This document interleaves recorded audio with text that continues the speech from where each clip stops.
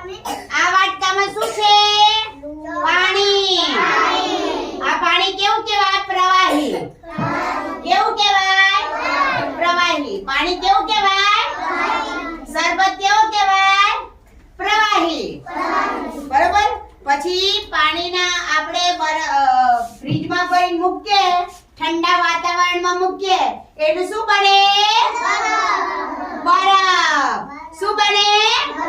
બરફ. તો શું કહેવાય? પાણીનું ઘન સ્વરૂપ કહેવાય. શું કહેવાય? ઘન સ્વરૂપ કહેવાય. જે બરફ થઈ ગયો. બરોબર.